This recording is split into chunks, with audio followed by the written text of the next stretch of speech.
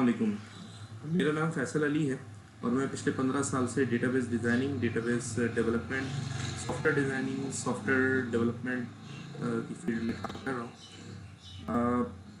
इस वीडियो का मकसद नए आने वाले स्टूडेंट्स को और नई आने वाली जनरेशन को ये बावर करवाना है कि अब पाकिस्तान और अब वर्ल्ड डिजिटाइज दौर में दाखिल हो चुकी है और तकरीबन 40% 50% लोग तो डिजिटलाइज हो चुके हैं, क्योंकि अब आपके हाथ में जो इंस्ट्रूमेंट है, मोबाइल फ़ोन है, आईपैड है और टैबलेट है, इससे आप पूरी दुनिया आपकी मुट्ठी में है। चाहे आप फेसबुक यूज़ करें, चाहे आप ट्विटर यूज़ करें, चाहे इंस्टाग्राम यूज़ करें, लेकिन इससे ये है कि आप ओवरऑल ग्लोबली सारे ही कनेक्ट हैं। मैंने कोशिश की है कि डेटाबेस मैनेजमेंट सिस्टम क्या है, डेटाबेस क्या है, पिछले ज़मानों में डेटाबेस कैसे रिकॉर्ड कीपिंग होती तो थी, पहले भी होती थी, लेकिन उसको डिजिटलाइज किस तरह किया गया, डिजिटल किस तरह किया गया। क्योंकि पहले ज़माने में होता ये था कि मुख्तलिफ़ अलमारियों में, मुख्तलिफ़ कबर्ड्स में, बुक्स पे वो डेटा लिखा जाता था और उन डेटा को उन बुक्स के अंदर लिख के उन कबर्ड्स में, उन अलमारियों में सेव कर दिया जाता था।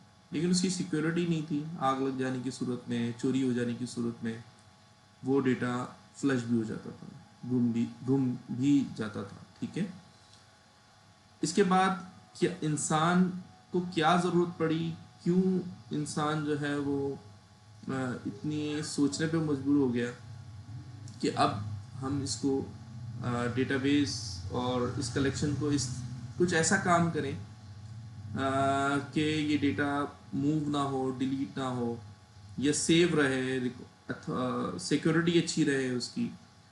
तो इसके हवाले से जो है वो मुख्तलिफ़ लोगों ने काम किया। आज मैं इसके बारे में कुछ बताऊंगा आपको। अच्छा जी, हम आज हमारा पहला टॉपिक है डेटाबेस। मेरा यूट्यूब का चैनल का नाम है जेरीज़। चूँकि web and IT solution provider हैं हम, और इसके अलावा मुख्तलिफ़ कोर्सेज़ भी कंडक्ट करते हैं। Oracle database, Oracle development, Oracle J developer, Oracle APEX, Oracle BI tools, ये सब हमारे ऑनलाइन कोर्सेज़ है जो फ़िज़िकली तो मुख्तलिफ़ स्टूडेंट्स को हम करवा चुके हैं, लेकिन अब आहिस्ता आहिस्ता हम इनकी वीडियोस बनाकर अपलोड करेंगे। ठीक है। अच्छा जी, डेटाबेस क्या है? डेटाबेस के बारे में थोड़ी सी ब्रीफ इंट्रोडक्शन मैं आपको दूंगा कि डेटाबेस जो है वो एक collection of data is called database. Collection of data क्या है? अब हम डेटाबेस से डेटा पे आ गए, तो collection of data is called database, यानी कि डेटाबेस खुद कुछ नहीं है, उसके पास कलेक्शन मुख्तलिफ डेटा मौजूद है, उस डेटा को कंबाइन करके वो अपने आप को डेटाबेस कह रहा है। ठीक है। अच्छा, अब डेटा क्या है? डेटा की अगर डेफिनेशन हम देखें तो collections of information is called data. ठीक है, collection of information is called data. ये डेटा जो है वो कलेक्शन ऑफ रिकॉर्ड्स हैं, कलेक्शन ऑफ इंफॉर्मेशन है। इंफॉर्मेशन का मतलब क्या है? अगर आप किसी कंपनी में काम कर रहे हो, किसी कंपनी में जॉब कर रहे हो, तो वहाँ मुख्तलिफ एम्प्लॉयज़ हैं। छोटे फर्म में 300-400 एम्प्लॉयज़ भी हो सकते हैं, उससे छोटे फर्म में किसी ऑफिस में 40-50 एम्प्लॉयज़ भी हो सकते हैं। लेकिन उन एम्प्लॉयज़ का डेटा कि उनका नाम क्या है, उनका पिन कोड क्या है, उनके फादर का नाम क्या है, उनकी NIC क्या है, उनका जेंडर क्या है, उनका एड्रेस क्या है, उनका फ़ोन नंबर क्या है, ये कहलाता है डेटा। ठीक है। इसी तरह स्टूडेंट्स की बात करते हैं तो किसी भी यूनिवर्सिटी, किसी भी कॉलेज, किसी भी इंस्टीट्यूट के अंदर जितने भी स्टूडेंट्स होते हैं उन सब की इंफॉर्मेशन जो है वो उसको कहलाती है, वो डेटा है, वो उनका डेटा है। मिसाल के तौर पर एक स्टूडेंट है इरफान, वो एक स्टूडेंट है। ठीक है।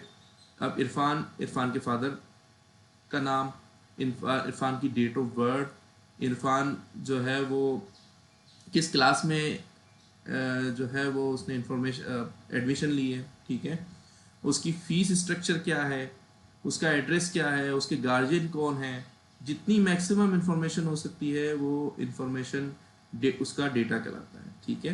पीपल का मतलब क्या है? पूरी दुनिया के लोग। इस तरह हम पाकिस्तान की बात कर लें तो पाकिस्तान में 22 करोड़ आबादी है अभी 2020 के अंदर, एक अप्रोक्स, ठीक है। तो 22 करोड़ आवाम का डेटा है, बिल्कुल है, नादरा के पास मौजूद है, ठीक है। जैसे ही आप वो की है CNIC नंबर, उस CNIC नंबर को टाइप करके इंफॉर्मेशन जो है वो गेट किया जा सकता है किसी भी सिटीज़न का। आइटम्स का डेटा वैसे ही है जैसे आप किसी भी सुपर स्टोर के अंदर चले जाते हैं, कैरफोर चले जाएं, इम्तियाज़ चले जाएं, चेज़अप चले जाएं, जितने भी बड़े सुपर स्टोर्स हैं उसके अंदर जितने भी आइटम्स हैं उसके पास, जो आपने ग्रोसरी है, जो आपने ख़रीदना है, चाहे सुपर स्टोर में ना जाएं, आप गली के कोने पे एक किरियाने की दुकान पे चले जाएं, उसके पास जो इन्फॉर्मेशन है, उसके पास जो आइटम्स मौजूद हैं, चाहे वो ग्रोसरी की हो, चाहे क्रॉकरी हो, चाहे फैशन आइटम्स हो, गारमेंट्स आइटम्स हो, जितने भी आइटम्स हैं वो क्या कहलाता है, डेटा, इंफॉर्मेशन, ठीक है। तो अब आपको उम्मीद है समझ आ गई होगी कि डेटा क्या है। डेटा है बंच ऑफ इंफॉर्मेशन, या यूँ समझ लें collection of information is called data. Employees का डेटा हो सकता है, स्टूडेंट्स का डेटा हो सकता है, पीपल का डेटा हो सकता है, आइटम्स का डेटा हो सकता है, एंड सो ऑन। जिसका भी आप डेटा बनाना चाहें आप बना सकते हैं, ठीक है।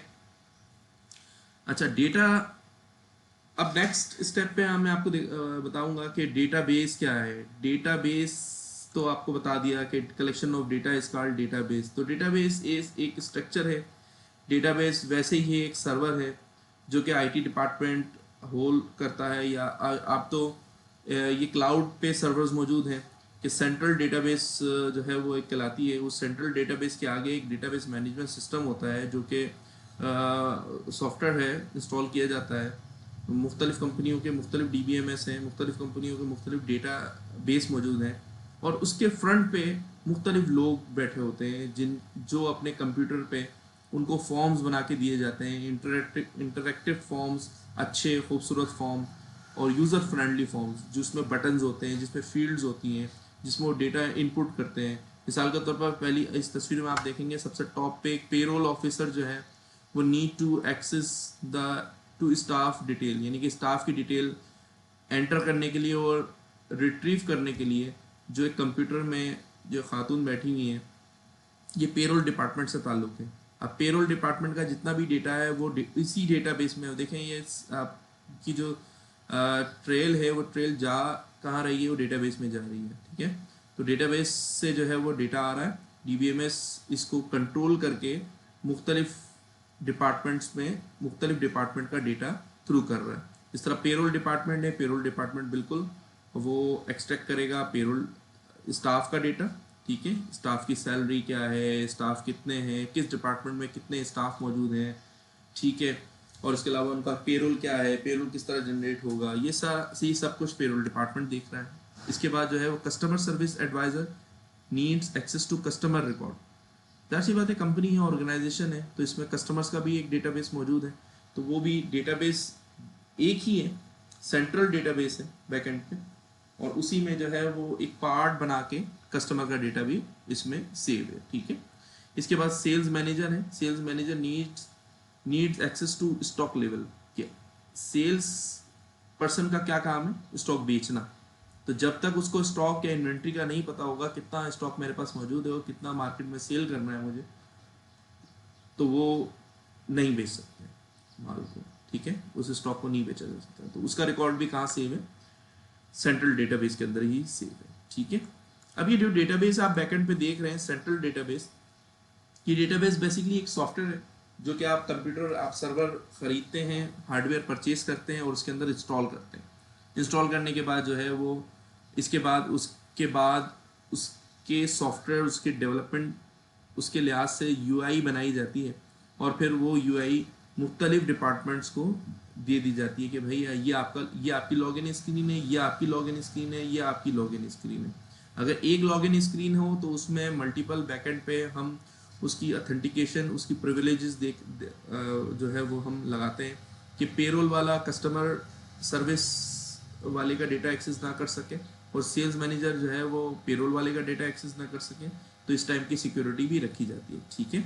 अब हम चलते हैं सेंट्रल डेटाबेस के बारे में। सेंट्रल डेटाबेस कितनी किस्म के हैं, किस किस कंपनीज के हैं, हम इसकी बात करते हैं। सबसे पहले मैं थोड़ा सा जो है वो आपको इंट्रोडक्शन देता हूँ, हिस्ट्री बताता हूँ डेटाबेसेस की, कि अगर अर्ली 1960s की बात करते हैं, 1960 की बात करते हैं, तो 1960 में चार्ल्स बैचमैन जो थे, उन्होंने first general purpose DBMS system बनाया था, कि डेटाबेस मैनेजमेंट सिस्टम बनाया था, जो कि डेटा को गैदर करता था और अपने पास सेव कर लेता था। ठीक है।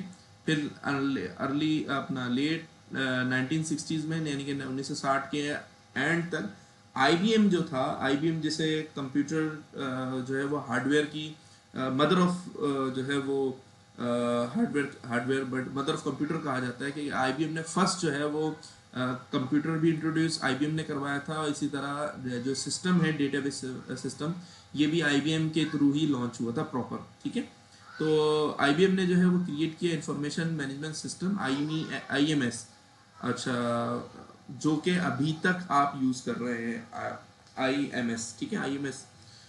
अच्छा, 1970 में एडगार्ड कोड, जो कि आईबीएम के एक रिसर्च लेबोरेटरीज जो थी सेंट जॉन में, उसमें जो है वो उन्होंने एक रिप्रेजेंट किया था फ्रेमवर्क डेटाबेस के लिए, कि डेटाबेस बनाने के लिए एक फ्रेमवर्क की ज़रूरत है डेटाबेस को रन करने के लिए। तो वो इंट्रोड्यूस करवाया था 1970 में। 1973 में, अच्छा, 1960 में चार्ल्स बैचमैन ने जो पहला जनरल पर्पस डीवीएमएस सिस्टम बनाया था, तो 1973 में बैचमैन को जो है वो एक अवार्ड है, टर्निंग अवार्ड, आईसीएमएस टर्निंग अवार्ड, जो कि कंप्यूटर साइंस का वो अवार्ड है जो कि नोबेल प्राइज के बराबर होता है। तो वो उनको जो है वो दिया गया था चार्ल्स बैचमैन को। अच्छा जी।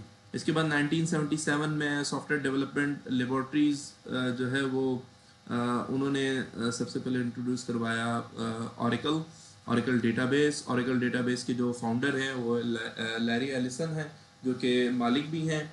ठीक है। और इनकी एक टीम थी, लैरी एलिसन, बॉब मैनर और एड कॉर्ट्स। इन तीनों ने मिलकर जो है वो ओरेकल डेटाबेस की शुरुआत की थी। ओरेकल डेटाबेस क्या है, फिर 1977 में ओरेकल डेटाबेस क्या था, और हम आज 2020 में बैठे हुए, तो मुख्तलिफ वर्जन, मुख्तलिफ उसमें बेहतरी आती गई, सिक्योरिटी हम इस पे लगाते रहे, और आज जो है वो डेटाबेस किसी और शक्ल में। ठीक है। अच्छा, पहले जो थे 1980 से पहले जितने भी डेटाबेसेस थे, वो डेटाबेसेस हर कंप्यूटर में हर हर एक फाइल्स सेपरेट होती थी। यानी कि अकाउंट्स का जो एक डेटाबेस था वो डिफरेंट था, पेरोल का जो डेटाबेस था वो एक डिफरेंट था। तो ये आपस में रिलेशन नहीं था इनका आपस में, यानी कि आपस में इंटीग्रेट नहीं थे, आपस में रिलेशन नहीं था इनका। मिसाल के तौर पर अगर हम आज की तारीख में देखते हैं, तो नादरा जो है वो आपको इनरोल कर देता है 18 साल की उम्र में, उसका जो है वो एक सीएनआईसी बन जाता है। और इसके बाद अगर वो शख्स कोई क्राइम में इन्वॉल्व होता है, तो एफआईआर उसकी लॉन्च होती है। तो जब एफआईआर लॉन्च होती है तो उसका सीएनआईसी नंबर उसमें पुट किया जाता है। तो वो उस सीएनआईसी की बुनियाद पर अगर आप बाद में जो है वो सीएनआईसी बनाना चाहो या कुछ आप एक्टिविटी करना चाहो, तो फिर क्या होता है कि आप जो है वो एनओसी लेके आए थाने से। इसी तरह एफआईए में भी वही सीएनआईसी चले जाती है, बैंक्स में वो सीएनआईसी होती है कि इस बंदे ने कितना लोन है, कितना, कोई बैंक करप्ट बंदा तो नहीं है। तो ये क्या है, ये अब रिलेशनल डेटाबेस है, कि आपस में इंटीग्रेट है, आपस में रिलेशंस है। 1980 में ही डॉक्टर ईएफ कोड ने जो है वो ये एसक्यूएल जो है वो इंट्रोड्यूस करवाया था, स्ट्रक्चर क्यूरी लैंग्वेज को, जिससे जो है वो रिलेशनल डेटाबेस की जो है वो शुरुआत हुई थी। ठीक है। अच्छा जी। ये छोटी सी इंट्रोडक्शन थी कि डेटाबेस क्या है, डेटाबेस क्यों ज़रूरी है। इंशाल्लाह नेक्स्ट वीडियो जो है वो हम बनाएंगे डेटाबेस ओरेकल के हवाले से। ओरेकल डेटाबेस को ही हम आगे लेके चलेंगे। उसमें हम आपको बताएंगे कि ओरेकल डेटाबेस को की इंस्टॉलेशन क्या है, ओरेकल डेटाबेस को हम जो है वो एक्सेस कैसे कर सकते हैं, उसके अंदर डेटा इनपुट कैसे कर सकते हैं, उसमें से डेटा रिट्रीव कैसे कर सकते हैं। रिट्रीव का मतलब ये कि क्यूरी कॉल करना, उसमें जो डेटा निकाला कैसे जा सकता है, निकाल के हम डिस्प्ले कैसे कर सकते हैं, वो सब जो है वो हम उसमें बताएंगे। तो बिल्कुल ही हमारे इस चैनल को जो है वो सब्सक्राइब करें आप, यूट्यूब के चैनल को। और जो है वो देखते रहिए। थैंक यू, बहुत शुक्रिया।